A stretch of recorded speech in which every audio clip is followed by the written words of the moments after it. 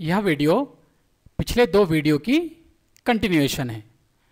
तो जिन्होंने अभी तक उन दोनों वीडियो को नहीं देखा है उनके लिए हम इस वीडियो के डिस्क्रिप्शन में उन दोनों वीडियो का लिंक प्रोवाइड करवा देंगे। आप वहाँ से उन दोनों वीडियो को देख सकते हैं। तो आइए चलते हैं आज के हमारे टॉपिक की तरफ। तो सबसे पहले रिकॉल करते हैं कि फंक्शन क्या होता है। यदि हम एक रिलेशन लें फ्रॉम ए टू बी, इस रिलेशन को हम लोग फंक्शन तभी बोलेंगे जब ये दो कंडीशंस को सैटिस्फाई करे। पहला कंडीशन क्या होता है कि फर्स्ट सेट के सारे एलिमेंट्स असाइन्ड होने चाहिए, और दूसरा केस होता है कि जो नेचर ऑफ असाइनमेंट होगा वो क्या होगा, या तो 1-1 होगा या तो कन्वर्जेंट होगा, डाइवर्जेंट कभी भी नहीं होगा।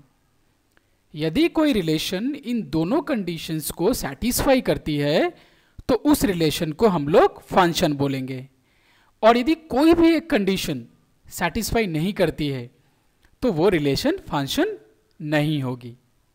ठीक है। अच्छा, ध्यान से देखिए, फंक्शन के बगल में हमने पैरेंथेसिस या ब्रैकेट में हमने लिखा है सिंगल वैल्यूड फंक्शन, और ये हमारे पास बहुत क्वेरी आई थी कि सिंगल वैल्यूड फंक्शन होता क्या है।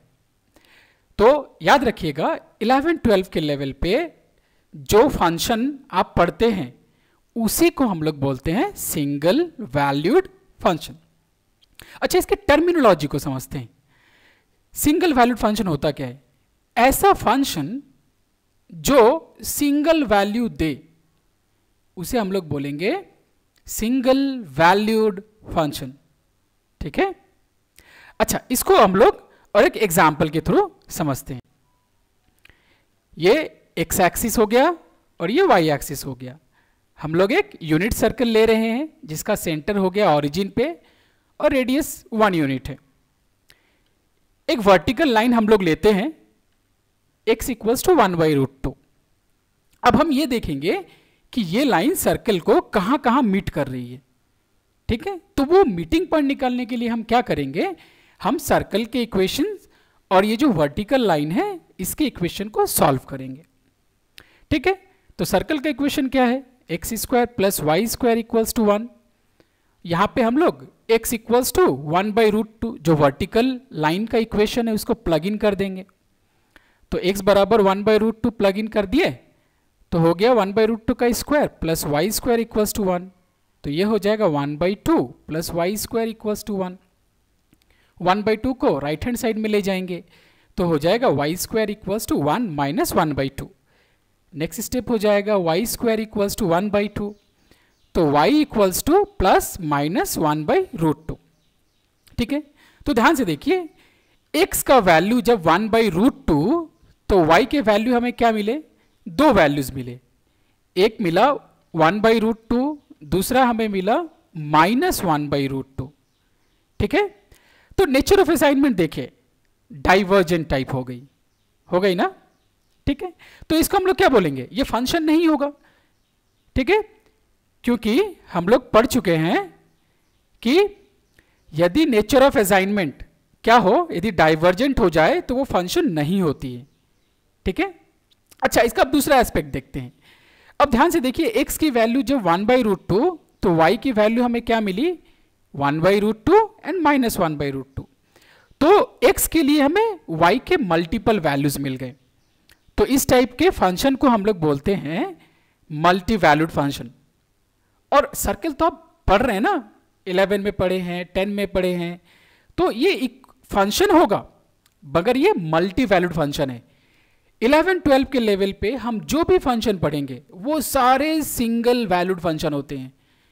याद रखिएगा, हम जो भी 11-12 के लेवल में पढ़ेंगे मोस्ट ऑफ द केसेस सारे फंक्शन सिंगल वैल्यूड फंक्शन होता है। और यदि फंक्शन के बारे में कुछ मेंशन ना हो तो ये अंडरस्टूड है कि वो फंक्शन सिंगल वैल्यूड फंक्शन ही है। ठीक है। और यदि आपको डाइवर्जेंट टाइप का नेचर दिख जाए तो उस फंक्शन को हम क्या बोलेंगे, वो सिंगल वैल्यूड नहीं होगी, वो मल्टी वैल्यूड हो जाएगी। और मल्टी वैल्यूड फंक्शन हम लोग हायर स्टडीज में पढ़ते हैं। ठीक है। बट अगेन मैं बोल रहा हूं, याद रखिएगा 11-12 के लेवल पे फंक्शन मतलब सिंगल वैल्यूड फंक्शन। ठीक है, मतलब नेचर क्या होगा, नेचर ऑफ असाइनमेंट होगा या तो 1-1 या तो कन्वर्जेंट। ठीक है, बढ़िया। अच्छा, अब हम देखते हैं कि एक ग्राफ को हम लोग कैसे चेक करेंगे कि ये फंक्शन है। तो उसको हम लोग वर्टिकल लाइन टेस्ट से चेक करते हैं कि गिवन ग्राफ फंक्शन है या नहीं है। तो सबसे पहले हम क्या करेंगे, सबसे पहले जो ग्राफ दी गई है उस ग्राफ के थ्रू, मतलब ग्राफ से गुजरने वाले वर्टिकल लाइंस को हम लोग ड्रॉ करेंगे, as many lines as we can draw. और उसके बाद नेचर देखेंगे कि जो वर्टिकल लाइंस हमने ड्रॉ की, क्या वो ग्राफ को सिर्फ और सिर्फ एक पॉइंट पे मीट कर रही है। यदि आपका आंसर है हाँ, वर्टिकल लाइंस ग्राफ को सिर्फ और सिर्फ एक पॉइंट पे मीट कर रही है, तो गिवन ग्राफ एक फंक्शन होगा। यदि एक से ज्यादा पॉइंट पे मीट कर जाएगी तो वो ग्राफ फंक्शन नहीं होगी। ठीक है, अच्छा इसको समझते हैं एक एग्जाम्पल से। ठीक है, ये हमारा एक्स एक्सिस हो गया, ये हमारा वाई एक्सिस हो गया। अब हम एक ग्राफ को लेते हैं जो येलो कलर की आपको दिख रही होगी स्क्रीन पे। हमने एक वर्टिकल लाइन ड्रॉ किया जो ग्रीन कलर की डॉटेड लाइन है। हमने सारे वर्टिकल लाइंस को ग्रीन कलर की डॉटेड लाइन से डिपिक्ट किया हुआ है यहाँ पे। अच्छा ध्यान से देखिएगा, ये ग्राफ और वर्टिकल लाइंस कहाँ मीट कर रहे हैं, ध्यान से देखिएगा। एक रेड कलर की पॉइंट आपको दिख रही होगी, वहां पे मीट किया। फिर दूसरा वर्टिकल लाइन हमने ड्रॉ किया, वो भी ग्राफ को एग्जैक्टली एक पॉइंट पे मीट किया। फिर हमने तीसरा ड्रॉ किया, वो भी ग्राफ को एग्जैक्टली एक पॉइंट पे मीट किया। चौथा वर्टिकल लाइन हमने ड्रॉ किया, वो भी ग्राफ को एग्जैक्टली एक पॉइंट पे मीट किया। पांचवा वर्टिकल लाइन हमने ड्रॉ किया, वो भी ग्राफ को एग्जैक्टली एक पॉइंट पे मीट किया। उसके बाद हमने लास्ट एक वर्टिकल लाइन ड्रॉ किया जो भी ग्राफ को एग्जैक्टली एक पॉइंट पे मीट कर रहा है। तो अब एनालिसिस कीजिए इसकी। आप ध्यान से देखिए ग्राफ को और वर्टिकल लाइंस को। हमने 6 वर्टिकल लाइंस ड्रॉ किए, so we can draw as many lines as we can draw. अब जितना लाइन वर्टिकल लाइन ड्रॉ कर सकते हैं कीजिएगा। बट नेचर क्या है, ध्यान से देखिए, जितने भी वर्टिकल लाइंस हमने ड्रॉ किए ये ग्राफ को सिर्फ और सिर्फ एक पॉइंट पे मीट कर रहा है, और वो मीटिंग पॉइंट हमने रेड पॉइंट से डिपिक्ट किया हुआ है यहाँ पे। ठीक है ना, सिर्फ और सिर्फ एक पॉइंट पे मीट किया, तो ये जो गिवन ग्राफ है ये एक फंक्शन हो जाएगी। ठीक है, बढ़िया। अच्छा अब हम लोग दूसरा केस कंसीडर करते हैं। यह हमारा एक्स एक्सिस हो गया, यह हमारा वाई एक्सिस हो गया, और यह हमारा ग्राफ हो गया, और यह हमने वर्टिकल लाइन ड्रॉ किया। ध्यान से देखिए, ये जो वर्टिकल लाइन ग्रीन कलर की आपको दिख रही होगी, इसने ग्राफ को 2 पॉइंट पे मीट किया।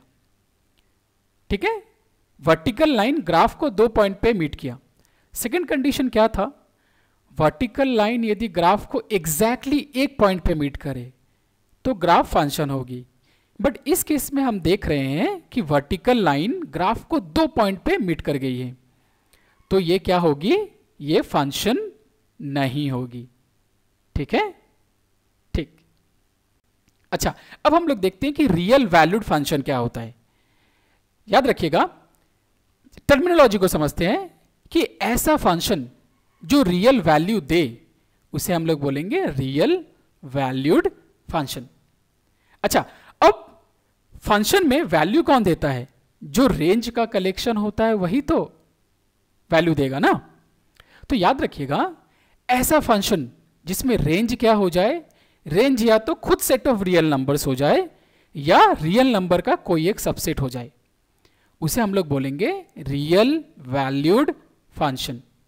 ठीक है, अच्छा अब हम लोग देखते हैं कि रियल फंक्शन, याद रखिएगा, ऐसा फंक्शन जिसमें डोमेन एंड रेंज दोनों क्या हो, दोनों या तो सेट ऑफ रियल नंबर्स हो जाएं या सेट ऑफ रियल नंबर्स के कोई सबसेट हो जाएं। याद रखिएगा, real valued function and real function ये दोनों बहुत ही इंपॉर्टेंट कॉन्सेप्ट्स हैं मैथ्स में। ठीक है, तो रिकॉल कर लेते हैं, रियल वैल्यूड फंक्शन क्या होगा, ऐसा फंक्शन जिसमें रेंज या तो क्या हो, सेट ऑफ रियल नंबर्स हो या रियल नंबर का कोई एक सबसेट हो। रियल फंक्शन क्या होगा, ऐसा फंक्शन जिसमें डोमेन एंड रेंज दोनों ही या तो सेट ऑफ रियल नंबर्स हो या तो रियल नंबर्स के सबसेट हो। ठीक है, अच्छा आपको लग रहा होगा कि रियल वैल्यूड फंक्शन और रियल फंक्शन दोनों सेम है।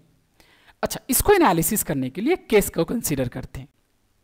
हम एक फंक्शन ले रहे हैं f from C to R. C है set of complex numbers, R है set of real numbers. Define कर रहे हैं कि f of z equals to mod z, मतलब कोई भी कॉम्प्लेक्स नंबर लेंगे तो उसका मॉडुलस हमें मिलेगा। कॉम्प्लेक्स नंबर कैसा होता है दिखने में, उसको हम लोग लिखते हैं x प्लस आई वाई, ठीक है, जहां पे x और y दोनों रियल नंबर्स होते हैं। और इसका मॉडुलस हम कैसे डिफाइन करते हैं, या magnitude root over of x square plus y square, ठीक है। अच्छा, ये हमने पहला सेट ऑफ कॉम्प्लेक्स नंबर लिया, और सेट ऑफ कॉम्प्लेक्स नंबर्स में हमने सिर्फ और सिर्फ 5 कॉम्प्लेक्स नंबर्स लिए हैं। याद रखिएगा, सेट ऑफ कॉम्प्लेक्स नंबर्स में इनफाइनाइट कॉम्प्लेक्स नंबर्स होते हैं, बट हमारे लिए तो पॉसिबल नहीं है कि सारे पॉइंट्स को लिखना, तो for the sake of simplicity हमने 5 पॉइंट्स को कंसीडर किया है। उसी तरीके से जो सेकंड सेट है वो है सेट ऑफ रियल नंबर्स। यहां पे हमने 6 रियल नंबर्स को कंसीडर किया हुआ है। यहां पर भी बहुत सारे रियल नंबर्स होते हैं, but for the sake of simplicity हमने 6 रियल नंबर्स को लिया है। अच्छा, तो पहला कॉम्प्लेक्स नंबर जो लेफ्ट सेट में हमें दिख रहा होगा या फर्स्ट सेट में हमें दिख रहा होगा वो है 0। तो 0 को हम लोग लिख सकते हैं 0 प्लस 0i, तो इस केस में हो गया x भी 0 y भी 0।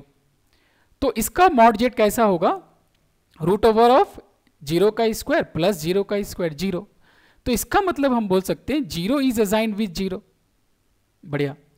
दूसरा कॉम्प्लेक्स नंबर है 1 प्लस 2y। यहां पे x है 1, y है 2, तो मॉड जेड क्या होगा, मॉड जेड होगा रूट ओवर ऑफ 1 का स्क्वायर प्लस 2 का स्क्वायर, मतलब रूट 5।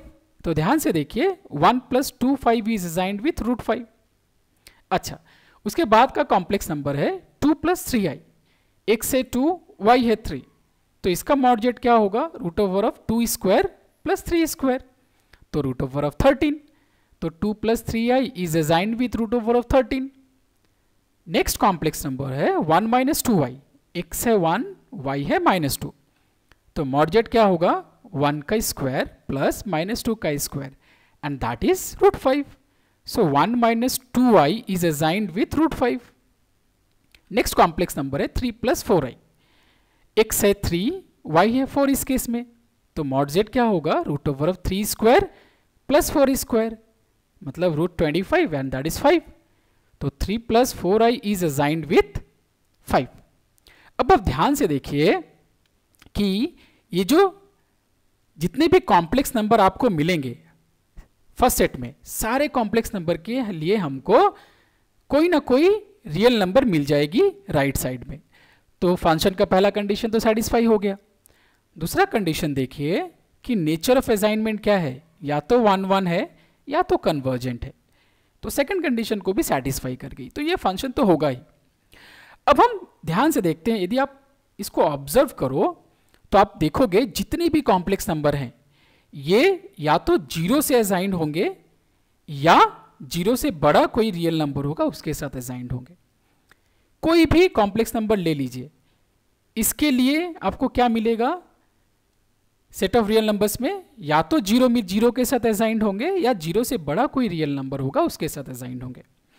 अच्छा, रेंज को रिकॉल करते हैं। रेंज क्या होता है कि सेकेंड सेट के जितने भी असाइंड एलिमेंट्स होते हैं उनके कलेक्शन को हम लोग रेंज बोलते हैं। तो यहां पे हमने देखा कि कॉम्प्लेक्स नंबर किसके साथ असाइंड हो रहे हैं, या तो 0 रियल नंबर या 0 से बड़ा कोई भी रियल नंबर, ठीक है। तो रेंज क्या होगा, closed interval 0 open at infinity, मतलब 0 या 0 से बड़ा कोई भी रियल नंबर। अच्छा, रियल वैल्यूड फंक्शन के डेफिनेशन को रिकॉल करते हैं। रियल वैल्यूड फंक्शन क्या था, ऐसा फंक्शन जिसमें रेंज या तो सेट ऑफ रियल नंबर्स हो जाए या रियल नंबर का कोई एक सबसेट हो जाए। तो इस केस में रेंज क्या है, रियल नंबर का एक सबसेट है, तो ये एक रियल वैल्यूड फंक्शन होगी, ठीक है। अच्छा, रियल फंक्शन के डेफिनेशन को भी रिकॉल करते हैं। रियल फंक्शन क्या था, ऐसा फंक्शन जिसमें डोमेन एंड रेंज, ध्यान से सुनिएगा, रियल फंक्शन क्या था, ऐसा फंक्शन जिसमें डोमेन एंड रेंज दोनों ही या तो रियल नंबर हो जाएं या रियल नंबर के सबसेट हो जाएं।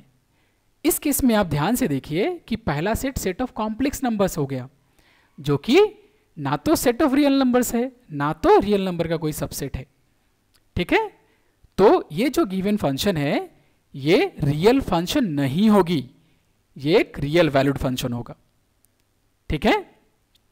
अच्छा, तो हम लोग अब बोल सकते हैं कि आप जितनी भी रियल फंक्शन लोगे सब क्या होंगे, रियल वैल्यूड फंक्शन होंगे।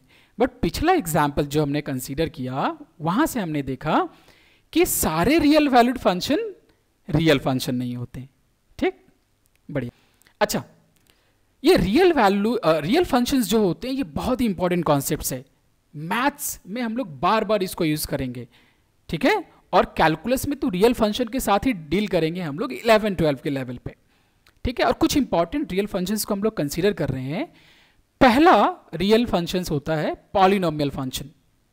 ठीक है, दूसरा इवन और ऑड फंक्शन। ये फंक्शन बहुत ही इंपॉर्टेंट है क्योंकि इसके थ्रू हम लोग बहुत इंपॉर्टेंट फंक्शंस के ग्राफ को ड्रॉ कर सकते हैं। अच्छा, फिर तीसरा है रेसिप्रोकल फंक्शन, फिर चौथा है रैशनल फंक्शन, ये भी बहुत इंपॉर्टेंट फंक्शंस होती है। फिर है एब्सोल्यूट और मॉडुलस फंक्शन, ये भी बहुत इंपॉर्टेंट फंक्शन है। फिर है सिग्नम फंक्शन, ये भी बहुत इंपॉर्टेंट है। फिर है ग्रेटेस्ट इंटीजर फंक्शन, ये भी बहुत इंपॉर्टेंट है। फिर है लिस्ट इंटीजर फंक्शन, फिर है फ्रैक्शनल पार्ट फंक्शन, फिर है एक्सपोनेंशियल फंक्शन, ये बहुत ही इंपॉर्टेंट फंक्शंस है। कैलकुलस में तो इसको बहुत यूज करते हैं हम लोग। फिर है लॉगरिथमिक फंक्शन, ये भी बहुत यूज होती है कैलकुलस में। फिर है ट्रिगोनोमेट्रिक फंक्शन, ये भी बहुत यूज होती है, बहुत इंपॉर्टेंट फंक्शन है। फिर है पीरियोडिक फंक्शन, ये भी बहुत इंपॉर्टेंट फंक्शन है। तो ये जितने भी फंक्शन आप लोग अपने स्क्रीन पे देख पा रहे होंगे, इन सभी फंक्शंस को हम लोग 1 by 1 अपने आने वाले वीडियो में कंसीडर करेंगे। ठीक है, thank you to all of you and have an awesome day ahead.